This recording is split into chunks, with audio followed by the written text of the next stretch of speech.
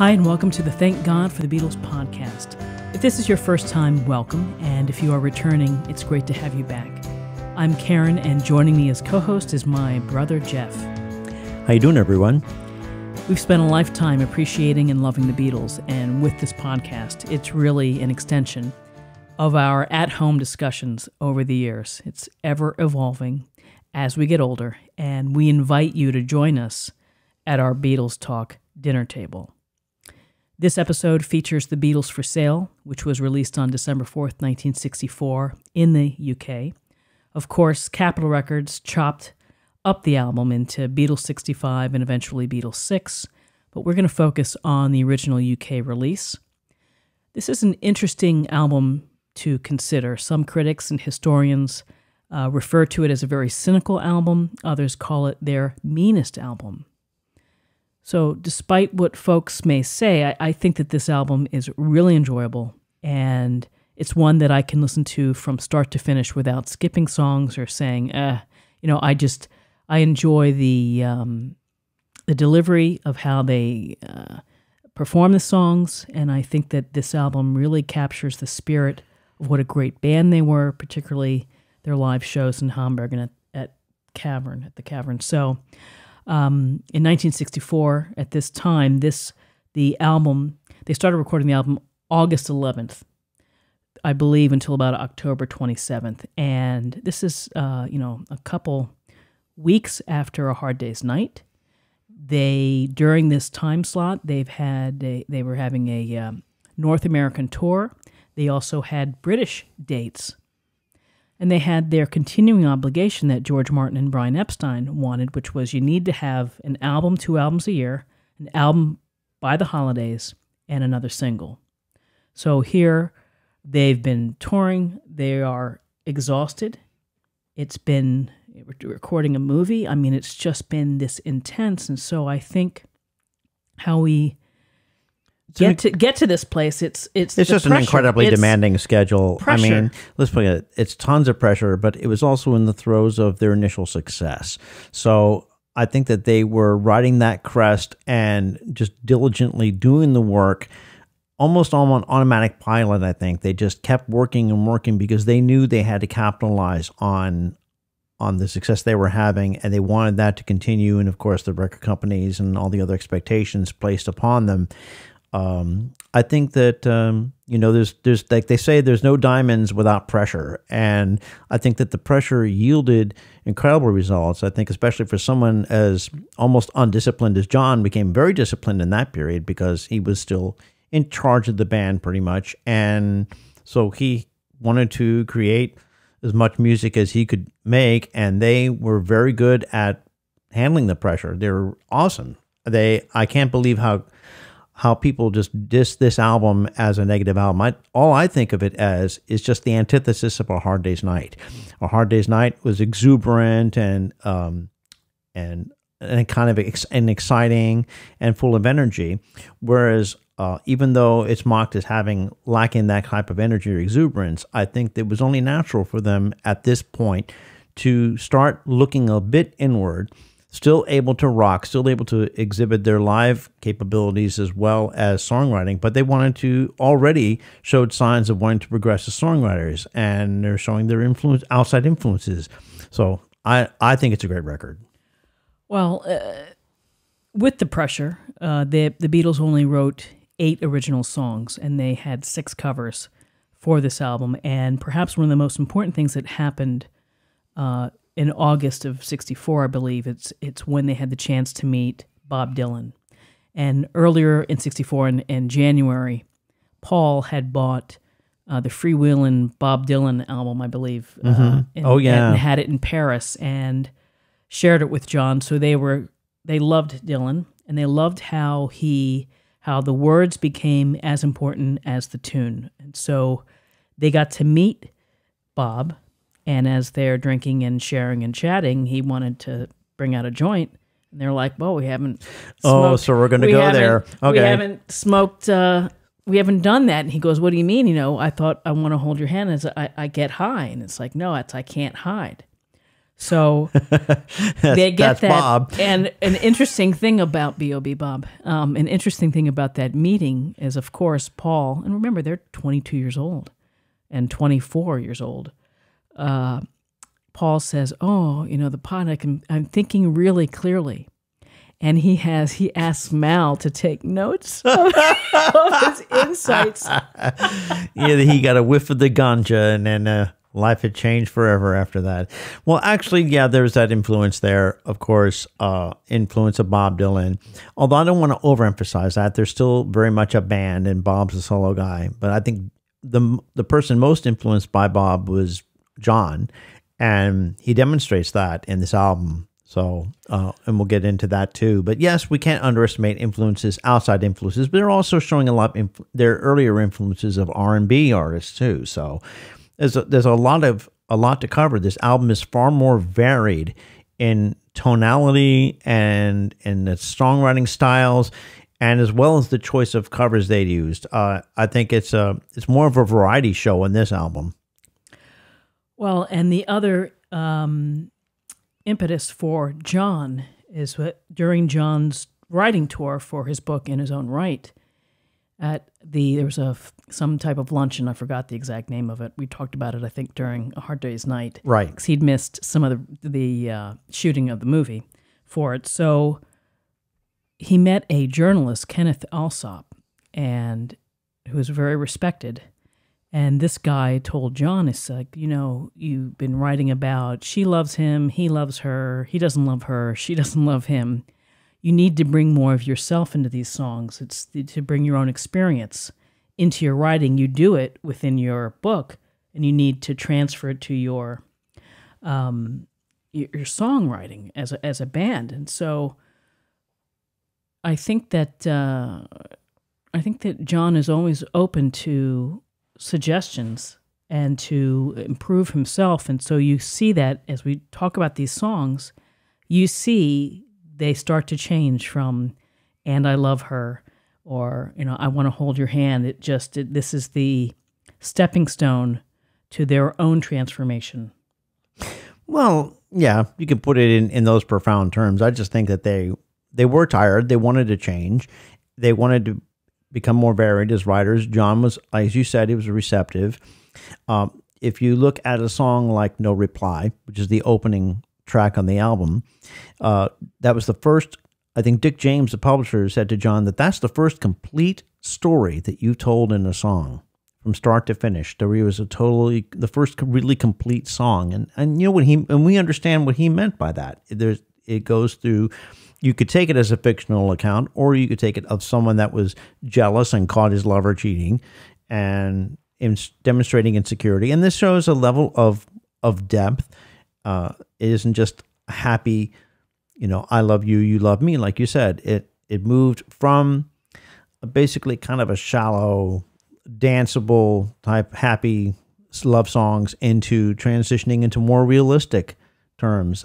So there's the Dylan, and Lennon himself said, I think in 74 on the anthology, that this was his No Reply and I'm a Loser are both heavily Dylan influenced, meaning I'm starting to look inward and I'm going to project that outward. And he basically wrote those two songs starting off the album. What a way to start a record too, with No Reply. No Reply, it's such a powerful song. The harmony's so great. And using Paul, I think, to get the higher harmony, it's just and let's not discount the anthology version on anthology. Towards the last part of anthology 1, some of these versions of these songs were included, and you hear how they tried to do harmony all the way through. Then they were experimenting still with that. There was still very much a collaboration in terms of the arrangement, and you can tell that didn't quite work, that John had to do it solo, and then they would come in for this really powerful bridge. And I think what that does is showcase John could write great bridges too. So they just showcase when they come in, if I were you, I'd realize that and then you hear Paul's high end there, and the two of them just nail it on that. And it gives an emotional impact. And they were going more for, okay, they can harmonize through every song, through everything if they wanted to. But I think they're more interesting in building dynamics. And so they're building dynamics into that song. And it demonstrates the different versions of, you hear of these things, that some of them, while they may be pleasant and may be enjoyable, they went for the final cut had to have impact.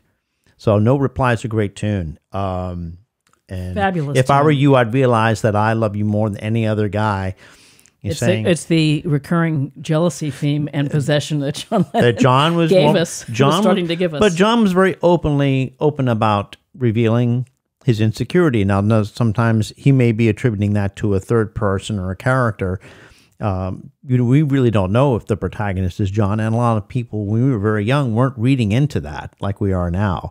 But in hindsight, yeah, we can sit and say, yeah, that was John demonstrating his insecurity. But I don't think the audience was really deep enough at that point. We're all very young, didn't really consider or think about that. I just thought, this is a great tune. This is great singing, and I felt this way too, but I don't quite understand why yet. All right, so you're singing to a bunch of teenagers, but it's a very mature song in terms of an honest saying, okay, well, yeah, I'm jealous and I don't like this, and this is how it is. I caught you cheating. What are you going to say about that? How many people have had that confrontation? And then it leads into, I'm a loser. Oh, poor. And I'm not what I appear to be. It's such a great song. It's a great song. And I think the message I get from there, if we're going to go slightly into profundity, is the love I have won, I have lost. There is one love I should never have crossed. And maybe for John, that means it's not just the girl that's one in a million. I think it's also a sense of self-betrayal, because he felt he had to put up, he didn't like the idea of putting up this image in terms of his success. Now he was stuck in his success and his image. He realized he was a prisoner of what he desired, of what he wanted, the success, and he got it.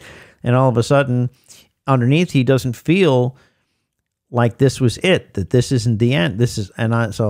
And I've lost someone that's dear to me. I'm a loser. I'm not what I appear to be. What a great line. It was just... And his great quote from the Playboy interview in 1980 was, he says, part of me suspects I'm a loser, and part of me thinks I'm God Almighty. All right. There's a dichotomy. And I think that that's something that's within a lot of us. It's about John's self-doubt. He's trying to show some doubt and trying to show some depth. And who would have, frankly, the guts to come out and sing a song like this? And what great, and this musically, incredible harmony there from Paul. Paul demonstrated a great deal of musical intuition and sensitivity to what John was writing about. I think he was learning all the time and just taking in all this John's inspiration, and he took it to the next level. They cared. There was you really hear a partnership in terms of the performance.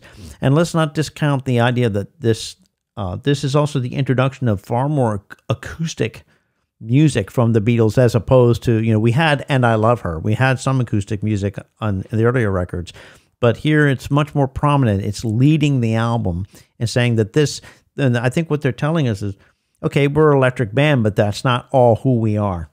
Well, and many people felt that this was expanding their genres of like a country rock album as well, or country pop. So there's a great version of I'm a Loser, and if you're not familiar with the Live at the BBC, where they truly are playing it live, it is fantastic. And I went and listened to that last night, Karen, and I because you pointed that out. So I went and found, this is in the very first, there are actually two Live at the BBC releases, two double CD sets. This is on the first one, and when you listen to I'm a Loser, I hear exactly what Karen's talking about. You'll find a prominence of, even though everything was a mono recording, but you hear the bass more prominently. The drums tend to be a bit more buried in the mix, but the bass is just incredible, and the performance is great. Well, again, Paul's brilliance in singing and hitting the emotion in the harmonies, but in his bass playing, if you listen at the very end, how he's striking the notes, he's like thumping it to get this extra dynamic, almost like a quack, and it's just I think he does that on purpose to bring more to a live performance and to rev people up. I think it's also just it could also just be an accident of the mix as well. I mean, because throughout that entire live recording, that live performance on that radio show, the bass playing is much more prominent throughout almost every track. But especially it helps. But in this case, I think it really helps I'm a Loser. I would rather have heard that more on the original recording. And the bass line truly propels the song. Right. The way that it's what he's doing with the descending up and down. I mean, it's just, I love that version because John sings it so well live. And it just, again, it's a tribute to their fabulous musicians who knew how to perform and play their instruments and take hold of an audience. So I love that one. So the next song on the album is Babies in Black. And I'm feeling blue. Tell me, oh, what can I do? Jeffrey and I would sing that. We've sang that a few times. Oh, yeah, we've sang that. And it's a lot of fun to sing. It's a lot of fun. It's a fun song. It makes you wonder. Now I wonder what that's about. Is it about Astrid Kircher? Astrid Kircher, right? Could it be that? Or is it about a story about a woman that's recently widowed? And you could put all kinds of meaning onto that. Babies in Black. What do women wear when their husband dies? Maybe, and I think of her, but she thinks only of him. Maybe someone who passed away. So there's all kinds of implications in that. But it's very and it's only a whim. She thinks of him. That's a little bit of a. And although it's only a whim. Yeah, he's dead. He's no good. Forget him. He's gone. But well, Hunter Davis, their biographer, Davies, I think. Davies, excuse me. Visited Astrid in 1967, and he said her apartment was painted black candles, black furniture, wearing black. So that must have been Astrid then. Okay, Astrid Kircher's a friend of an artist friend of the Beatles. Who passed away this year or last year? I don't remember. Yeah, I think it was. But yeah, she was an influential person in their life and a good friend. And so they were thinking of her. Who knows? But it's very sing-songy to me. That's one of the songs that the harmony is great. They're both singing together. They said it's a genuine joint effort of them writing it together. Yeah, that's a genuine joint effort. I think it's heavily influenced by Paul. I do love the bridge on it. Oh, how long will it take till she sees the mistake she has made? And you hear Paul's harmony, that top end that he does there was so powerful. That's the best, to me, that's the best part of the song. But the rest is, for me in particular, in terms of just enjoyment or emotionality, that one actually feels a little dated for me personally. But I love harmony. I didn't care what they were singing about. But okay, so they sang it. Some people don't like the song. I like it, but it's like, but right now it does kind of feel of its time. It's a darker look, Oh, darker. Babies in Black, That's why I can see why people say that it's negative or that whatever, but it's just telling a story. It makes you wonder if they all were secretly in love with Astrid during Hamburg, and that's kind of like maybe they were. Stu was with her, and it's like they had aspired to someone who was cool and forward thinking.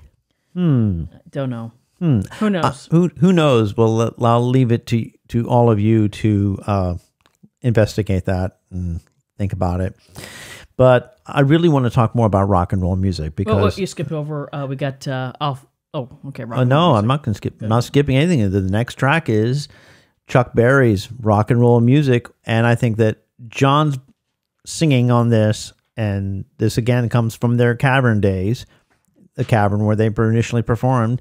This is the first cover on the album, and a great choice because John and the others worshiped Chuck Berry's music because he loved the lyrics and the way Chuck designed and the rollicking storytelling in the song. And John singing in this is great. They even let a little slip in there where he says rock and roll music, and on one of those notes he kind of misses the pitch, but they kept going.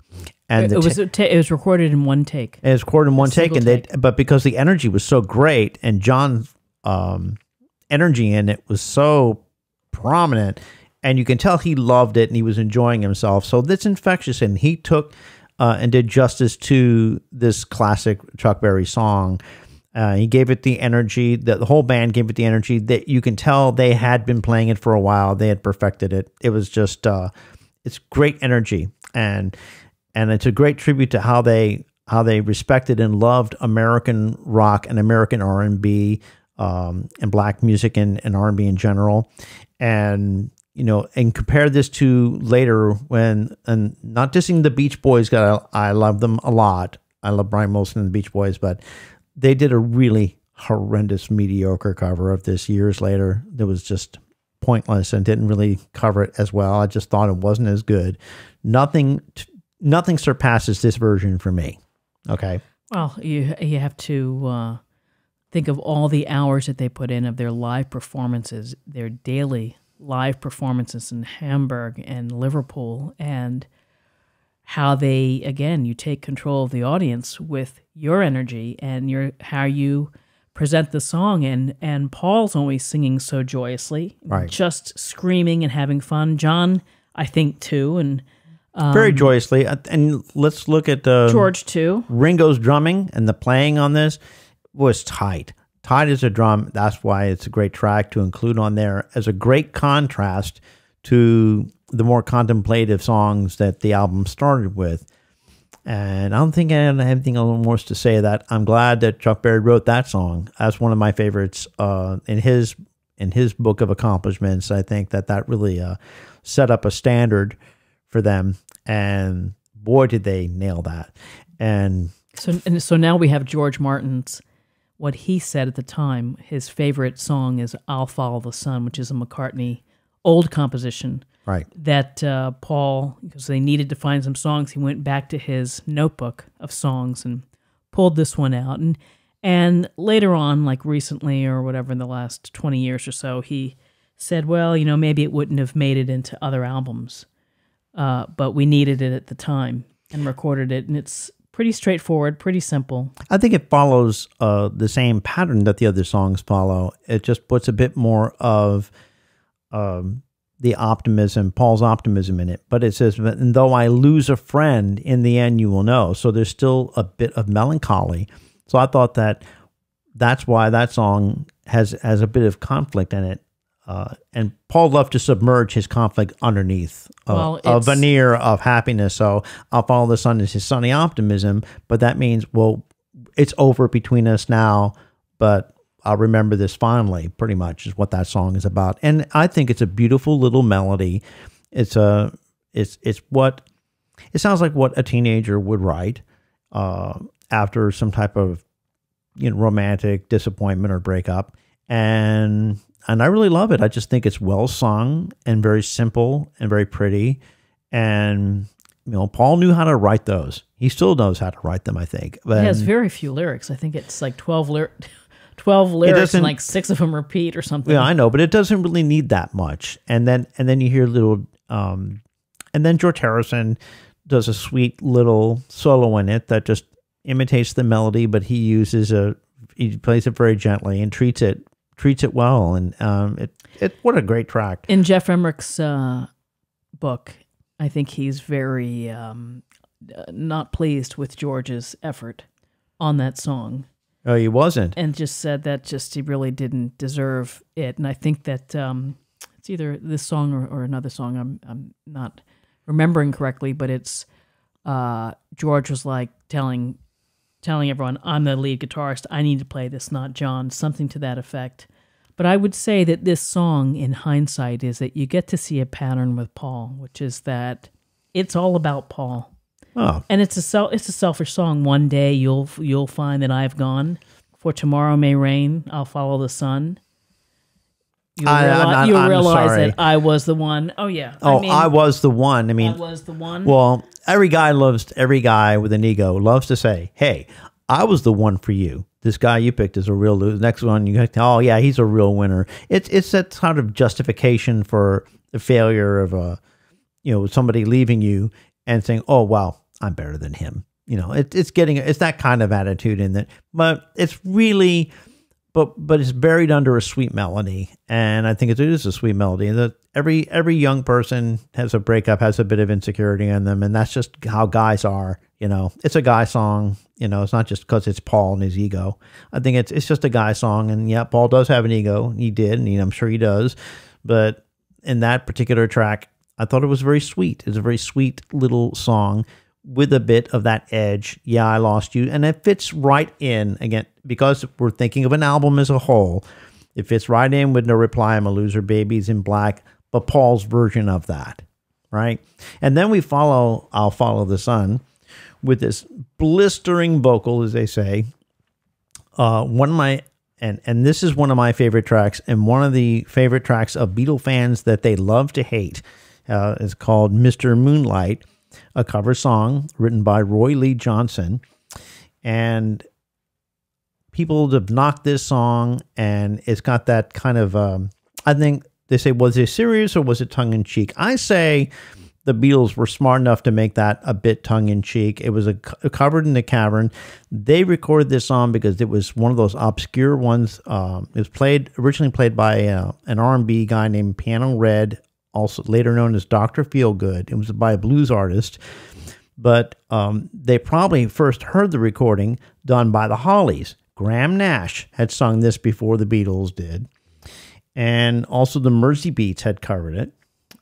So popular band around London. So they heard the song, they covered it, and you hear George Harrison playing a conga drum on it, boom, boom, Mr. Moonlight, and John singing the heck out of it, and the dun dun dun dun dun with that rhythm, showing that they can do more than just straight rock.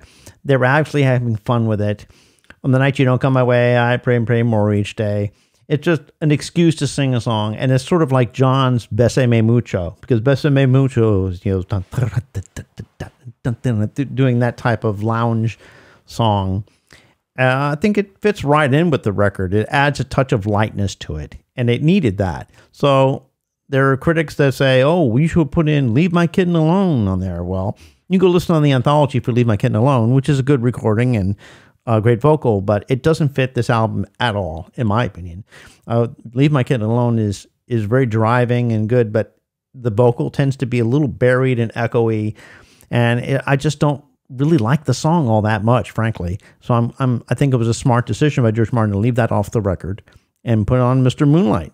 And Mr. Moonlight is fun, I think. And you can, guys out there can hate it all you like. I think it's great. Oh, I think it's fun to listen to, and it's an amazing John vocal with it. Only John could do that. It's, right behind kind of Twist and Shout, that raw energy that he brings to it.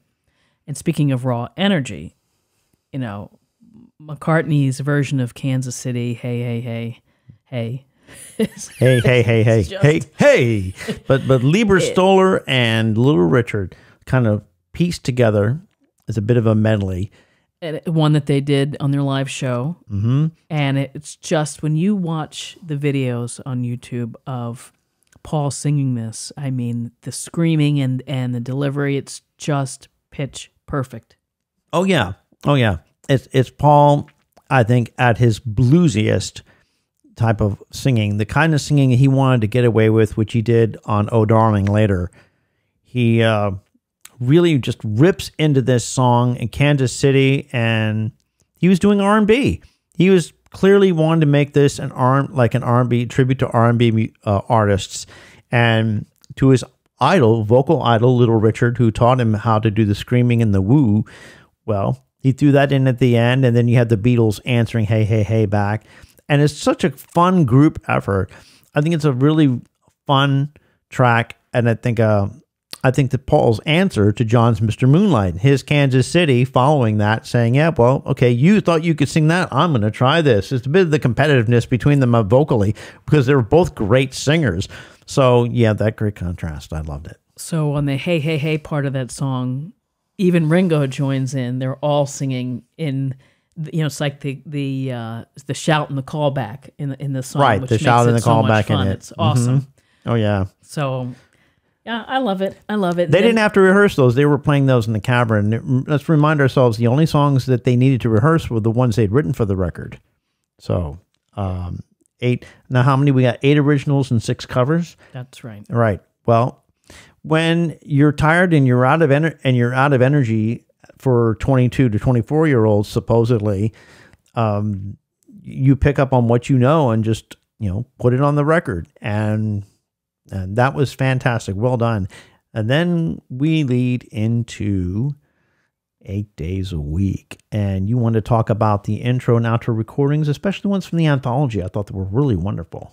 So one of the things about the 8 days a week is that it's often attributed to Ringo, that he came up with that saying, but it was what's been stated lately is that it was Paul who had, and I believe I read this in Kenneth Womack's George Martin book, it was that Paul had some speeding tickets and apparently couldn't drive. And so the chauffeur is taking him out to maybe see John or something at Weybridge, and he asked the chauffeur, how's it going? He said, I'm working 8 days a week. And then they always felt that if they had a great title, that would spur the song. And so that was a great thing that he brought in there. And so they wrote this song, and apparently the middle part of the song was phenomenal. And when they recorded it in the studio, and they hit it and nailed it. But the intro was lacking, and the outro wasn't cutting it either.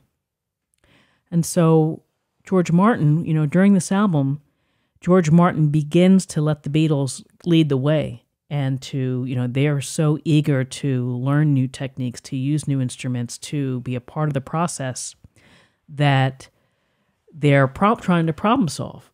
And John and Paul suggested singing a cappella in the intro. And you can hear that on the anthology.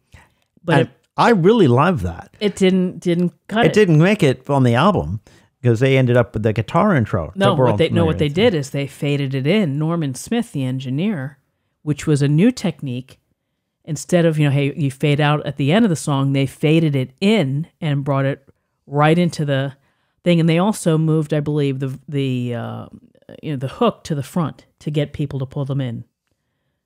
Yeah, right? yeah, and yeah. I mean, I can see that. The outro is that they recorded the guitars with Paul's staccato bass to end it, and they just kind of framed it together.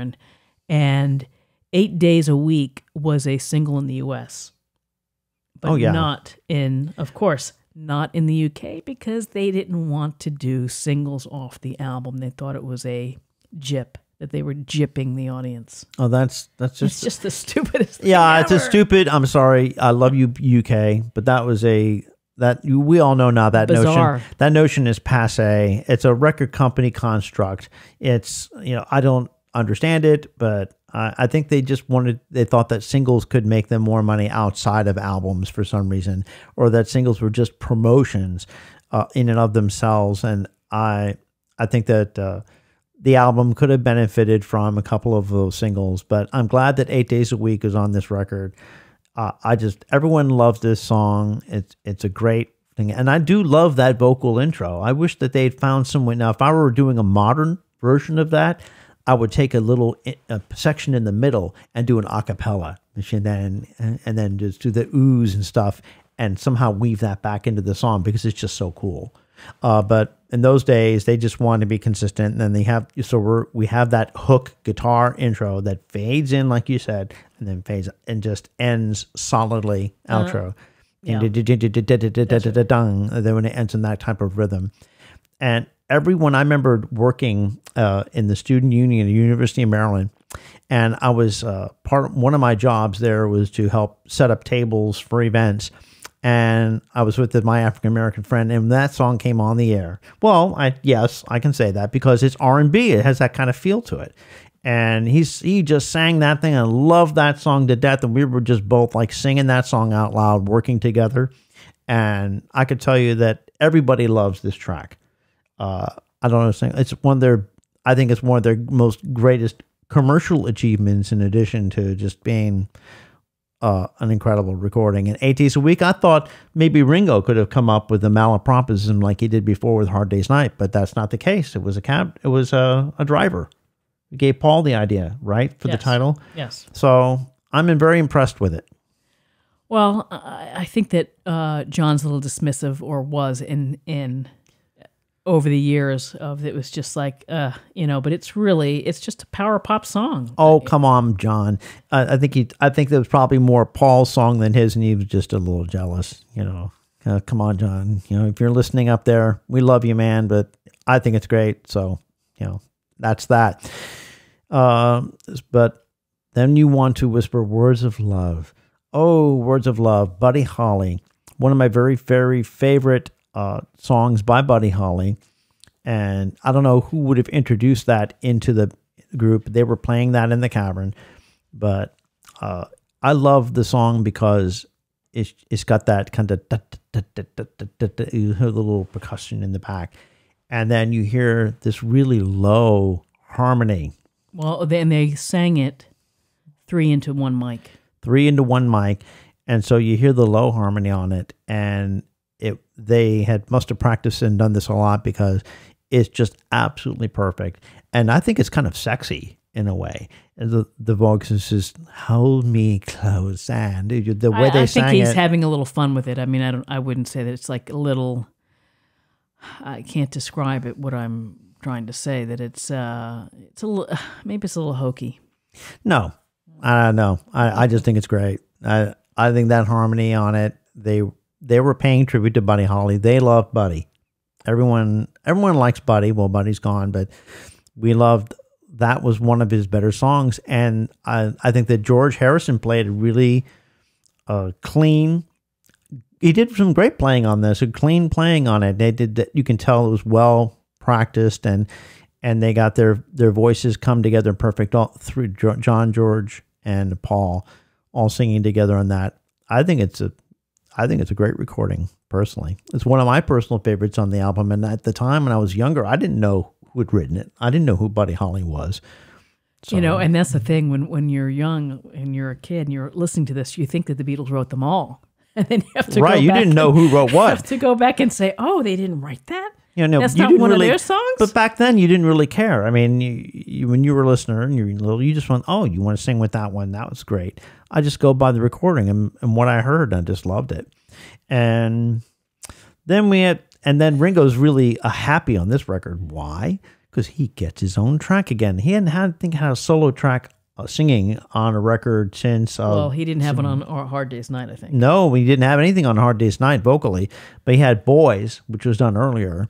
But that was it. So we've got Honey Don't, which I believe is a Carl Perkins Carl song. Perkins.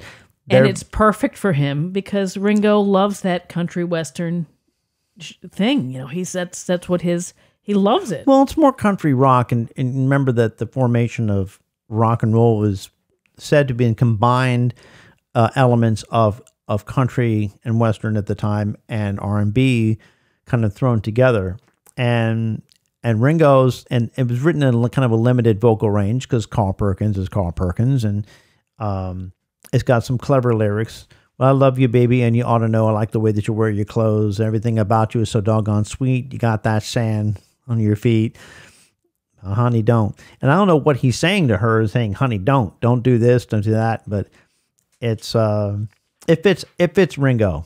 And then you have an excuse for George Harrison to come in and play that little solo. Oh, come on, George, play it for Ringo one time. You know, the very spontaneous energy that Ringo had when he had his moment, he really maximized it, and that's what makes him a star. Well, I mean, again, it's the joy and it's the fun of the song. It's very fun to listen to, and it's got that.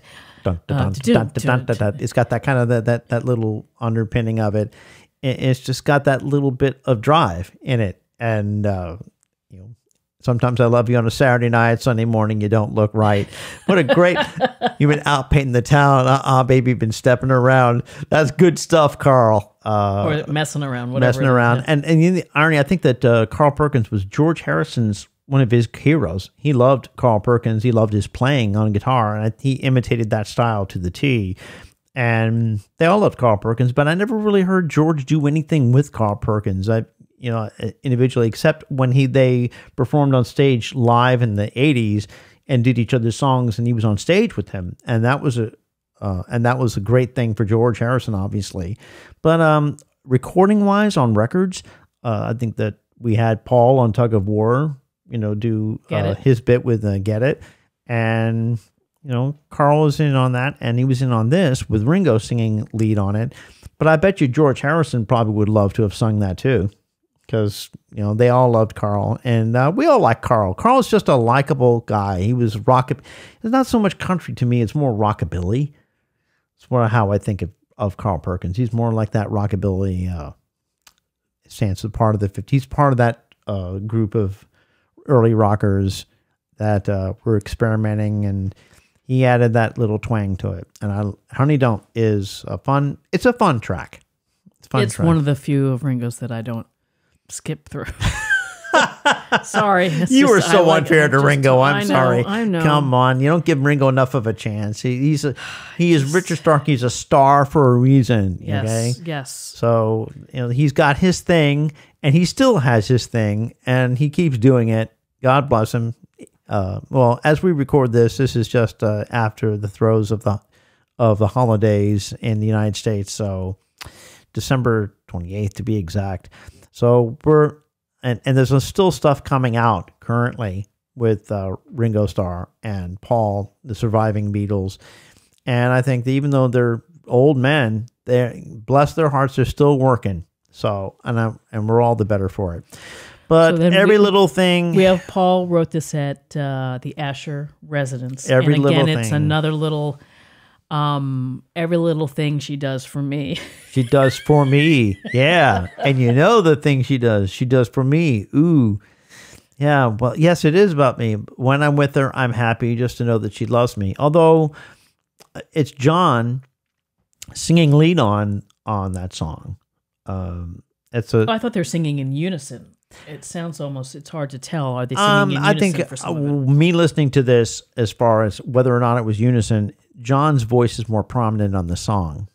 I think that on the verses, and then you hear on the chorus, Paul's more prominent because he's singing the upper part, and John's singing underneath him. What a fun little song! I've always liked this. I think this is where Ringo used the how do you say it, timpani or the drum, the timpani, a drum. He used a specific type of drum, but I love every little thing she does, and the pom pom she does for me. Yeah, okay, all right. Again, it's all about she loves me, and that's it, and not you. So every little thing she does. It's a love song. It's a simple love song. They had another one of those carried over from their earlier stuff, and it fits. It's and all of these songs are short in length. I mean, they're like they're all 2 under 3 minutes. minutes. Every one of these. Now, there's something else to be said about song lengths. And Julian Lennon would say this in later years. I think I love the Beatles songs. The fact that they weren't too long. A lot of songs are just drag on too long these days. They think it has to be 4 or 5 minutes. Well, it wasn't necessary. Everything is under 3 minutes. You're right. Every single track. It's quickly in, and then it goes out. And makes its point. And it keeps in with their live show, which was about 30 minutes. 30 minutes. And nowadays, you'd feel gypped if you paid a lot of money and then they walked off. I mean, that's a rip. Paul's doing a 2.5-hour concert. Right. I mean, that's why poor Paul's ripped his voice apart, I think, singing all these years. But that's another show. Oh, sorry. We'll talk about Paul. Yeah, but I don't want to spoil the party that we're having here. Okay. That's a great song. I want to spoil the party, so I'll go. I would hate my disappointment to show. There's nothing for me here, so I will disappear. If she turns up while I'm gone, please let me know. That was written on the U.S. tour. Yeah. In the hotel room that John wrote. In other words, he's disappointed that a particular, you go to a party, right? And I think a lot of us might have experienced this, hoping that a certain person that you have a thing for, or that you like, is going to be there. And then they turn out not to be there. So nothing for me here, I'll disappear. It also has, I think, something to do with the idea of, John not wanting to put up any more pretense. He was starting to tire of it, of pretending to be the happy Beatle. That was starting to wear them down a little bit. And if you look at the pictures from, I would say, late 64, you see John either's not present, maybe not paying attention, or he's, he looks unhappy. And it was of him having to pretend to be interested in meeting the politicians or the local people or the special events that they had created.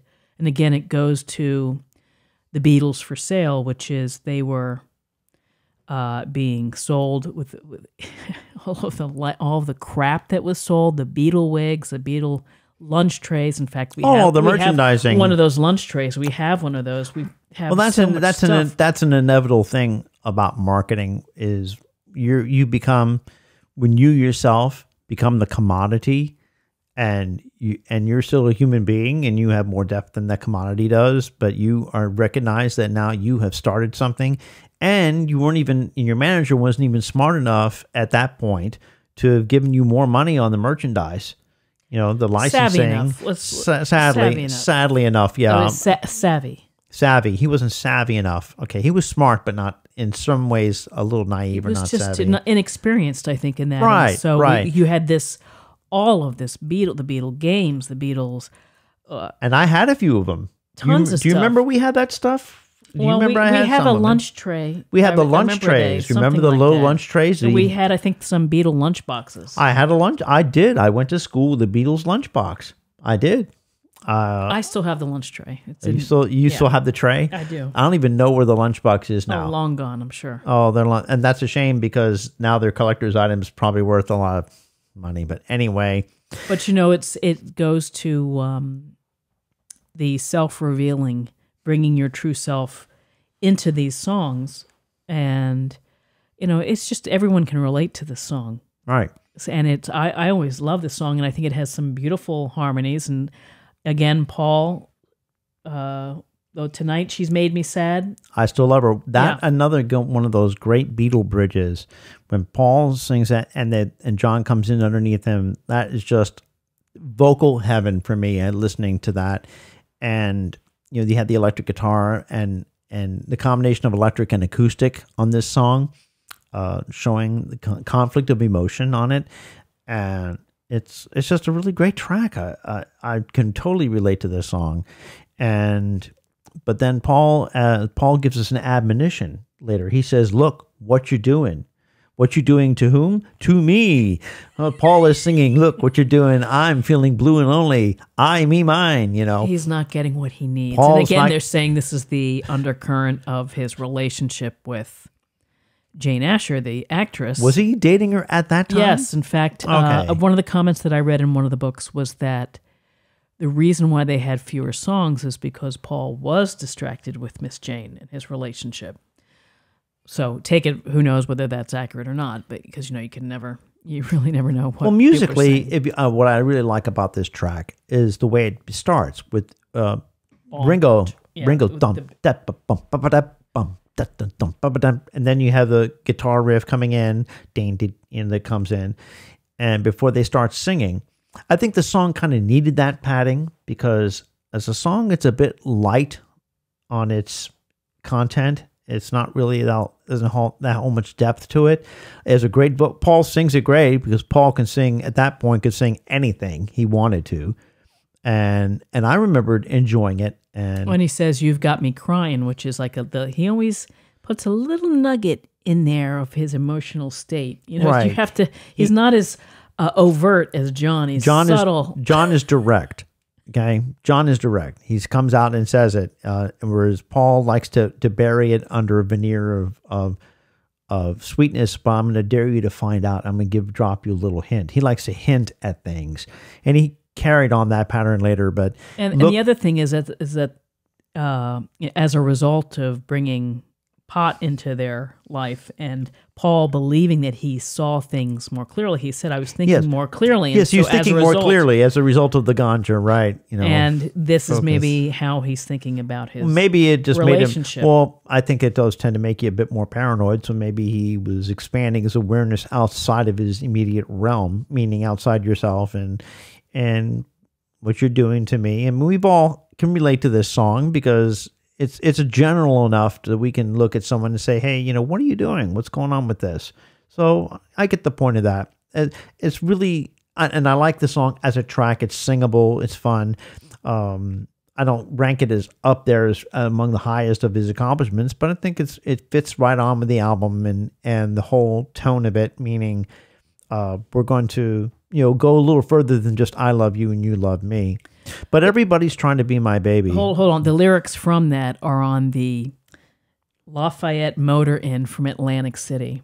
Paul's original lyrics. Oh, really? Yes. So, Lafayette Motor Inn. How did you get that? That was in one of some books focus on the songs written, and that might have been from Hunter Davies' book. I'm not certain because he has I haven't some read that in pictures years, of that. but that's interesting. No, it's a more recent book about the lyrics. Okay, then that's what he wrote.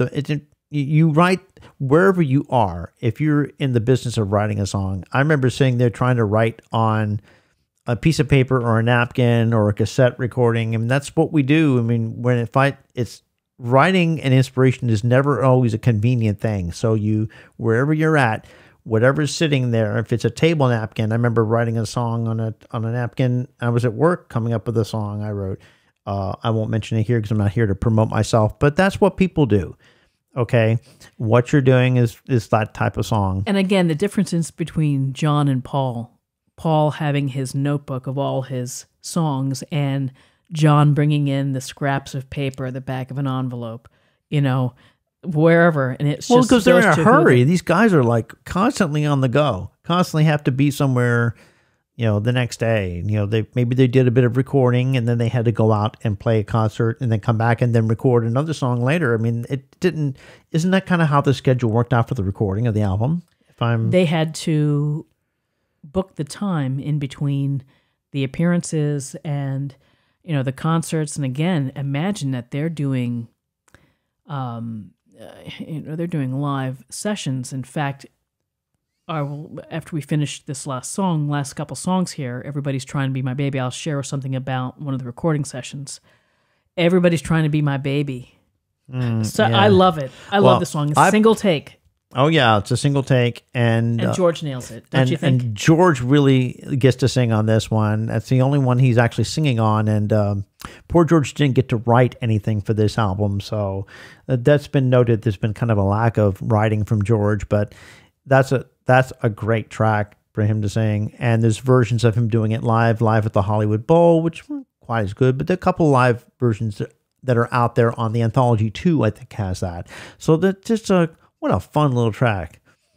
Sometimes it's just great. Well, I do recall being very young and listening to it, and I loved it. I took some honey from a tree, dressed it up, and they called it me. I mean, it's it's the humor of Carl Perkins, but he plays a great guitar solo, the Beatles play it great live, and boom, there you have it. They love that riff, and George tended to play that riff in different formations in different songs. We can go on about that, but Everybody's Trying to Be My Baby is like that Carl Perkins template. I mean, so Carl gets 2 songs in this record. I'm sure that made him happy. He must have gotten some royalties out of that. And it's a fun track, a great way to end the record on a more upbeat note. But there's a couple things that are, to me, were, if the album could be extended or longer, I would have included a couple of other songs on there that were singles. And during this time, they had to come up with the singles. And so they had I Feel Fine, and we've covered on this show before the accidental feedback that John did with his acoustic guitar, laying it against an amp and getting the sound. But what's important about that is that he looks at George Martin, I want that sound. I want that sound. How can we do that again? And so now here are the Beatles telling what they want to happen in a song. And John had said something like, I would have had it in every song. And John very proudly claims that this is the first hit to have feedback, other than all of the other songs. Well, the first hit. I'm not sure. I'm not sure. That's right. I'm not sure that's totally true. He said before Hendrix and before The Who and everybody. I don't know. Let's let him take the credit for that. Okay. I'm not going to dispute it. That's a great song. That's a great song. I'm not going to dispute it. I love it. Baby's good to me, and she's happy as can be. She said so. Now that's one of the more happy songs. I'm in love with her, and I feel fine. I'm so glad she's my little girl. That's what fits in line with Following a Hard Day's Night. It's just a great track. The drumming on it is very powerful. I think Ringo's using a lot of cowbell or something on that. It just drives. It's a Lennon song. It's obviously a John song, and sings it so great. And what a great bridge. It's one of the great Beatle classics. We all love it. I love it. And I can listen to that forever. And it's that great, and the guitar riff, George, and then he was, I think it was John who played it. was it John playing the lead? I'm not sure. Who play? Okay, well, please correct me if I'm wrong. I don't really know. I thought that was George playing on that, but it could have been John. What a great track. And B-side was She's a Woman, which is should never have been a B. They're both A-sides as far as I'm concerned. Don't know. She's a Woman is... That song was written and recorded the same day. Paul, walking, thought of it, and there's the sparseness of it. And again, it's John's rhythm playing, that phrasing. Yes, the phrasing of it. Phrasing it.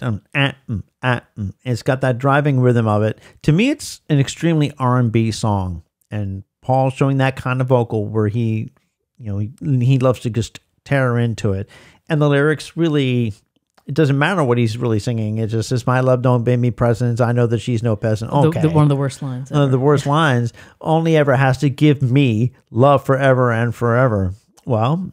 but she's a woman who understands. She's a woman who loves her man. It's a very kind of like that macho R&B attitude that was prevalent. Like the Tom Jones, she's right. a lady. And she's a lady. Well, she's a lady probably comes right out of she's a woman. They probably took Nick to that idea and said, okay, well, let's just take this a step further.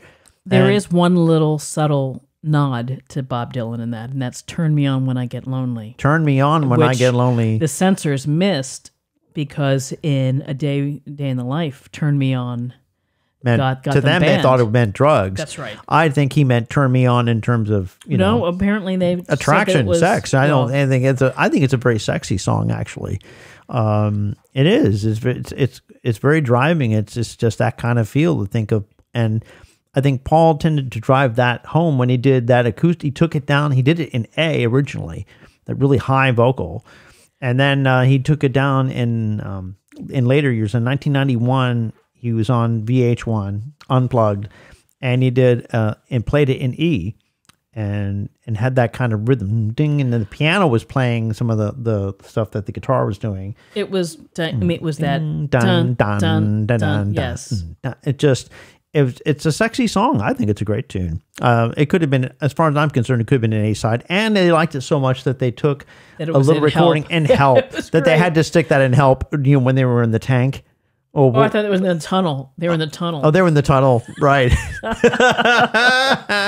What a great stuff. Well, anyway, so...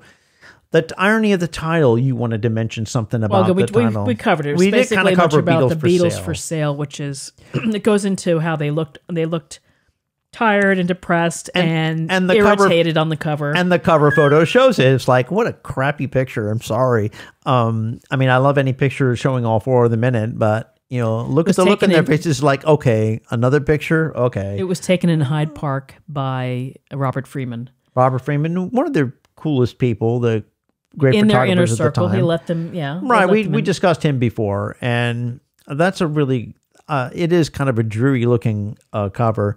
I prefer, the American release of Beatles 65 when they're on that cover, they're all sitting together under the chairs, the chairs, and then holding up an umbrella. Who's holding? Was Paul holding up the umbrella or John? I think there were several. Or were they all holding them up? I can't remember, but I thought that was a more interesting cover than this one. I think it was just obligatory shot. Well, again, I didn't have any of the print was very small. It wasn't like, this is the Beatles for sale. It's very small, and it had a gatefold sleeve, which was unusual. When you opened it up, you had more pictures. Oh, and by the way, let's give credit to George Martin, too, for playing piano on this record, too. He was a pianist on it. You had George Harrison doing African drum. You had Paul doing Hammond organ. John played a variety of instruments, his acoustic guitars, 12-string guitar, harmonica, tambourine. So they're all doing the percussion together. That's just a little interesting fact. Well, and I'll Follow the Sun, Ringo is slapping his knee. Yeah. And they put a mic there to get that. So again, they're experimenting with new ways of recording and learning. And some interesting things as you're reading about this album is that this is the first time where they went into mix with George Martin on November 4th, where they actually were part of the mixing process before George and his staff would do it themselves. But here they're taking the ownership of their music and of what they're doing. They want to hear how it's mixed and how it eventually sounds, and that's the other piece about the Beatles for sale is that during this time, EMI had made an offer to Dick James to purchase Northern Songs, and they'd made an offer of £800,000, and they were negotiating, and then Sir Joseph Lockwood is asking George Martin, what do you think the value of this is? How much? And George is like, oh my God, you need to try to get this. This would be great. So during their negotiations, they dropped their offer to £500,000 and then paying £100,000 like over 3 years. And Dick James is like, Dick James said, no way, get lost. Good for Dick James. And Dick James, of course, later on was signed up Elton John. So Dick James was no dummy. No dummy. So the other thing about what's important about this album is that it was the Beatles had booked time on a Sunday, which was unusual for EMI and Abbey Road. And this was the start of it was a late afternoon appointment, and it was 9 hours. And on this October 18th, 1964 session, they fixed 8 days a week, but they completed Kansas City, Mr. Moonlight, I Feel Fine, I'll Follow the Sun, Everybody's Trying to Be My Baby, Rock and Roll Music, and Words of Love. And how many hours it took to do all this? 9 hours. 9 hours 7 of work. complete songs. I mean, it was almost like the way they did the first album. Yeah, because they were. I think it was the compression of the schedule. To force I think the them to next do day that. they had to go perform in a concert, right? Like in Scotland or something. It's Wow. just when you have that work ethic, unbelievable. When you have that desire to create and what Jeff Emmerich said is that it never felt like work to them. That they couldn't wait to be in there, and you never got the sense it was like, oh, we have to... Because they want to be away from the screaming, and they want to get back in touch with what they loved, which is making records. I just think they love the music. They just love music, and they wanted to go in, and they couldn't wait to make the next one. And you can feel that. The commitment. The commitment is there. The desire is there. And I think this album being almost the antithesis of A Hard Day's Night, also I think it's a bridge between this one and upcoming Rubber Soul that we already discussed. I think this was the precursor to Rubber Soul as an album. That's what this album, in terms of context, Beatle history, means to me, is this started the possibility of them exploring acoustically and other thematically, and just varying up the sound and not just staying totally electric. And it's sort of like a transition record, but it also gave tribute and harkened back to the old rock and roll that they all played. And it's the last time I think that is it the last time that they covered a song? I think so, for a long time, yeah. Or it must have been it, yeah. Except for so. maybe later, I think they might have covered something. Did they cover something later? I don't know. I think that everything was original after this, but I think it's an important album because this really gives you a sense of the live performance, the energy, and their ability as a band to deliver.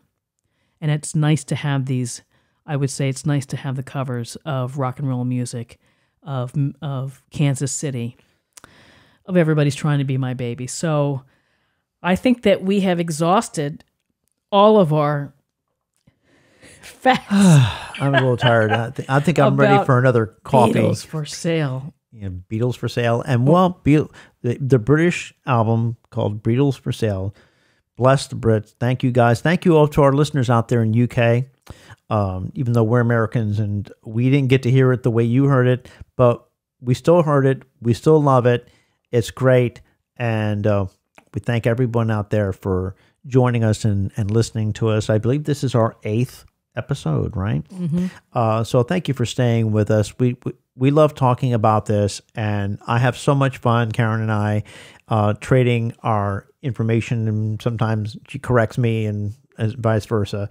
But we have a lot of fun with this, and I really love these albums for what they are, as a piece of our history and our life, and its ongoing relevance.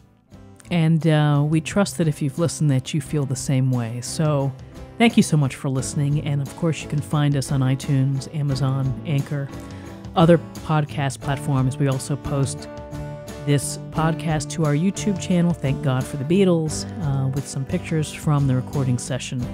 there. So check it out. Leave us a nice review if you're so inclined. And take care, and we will see you soon.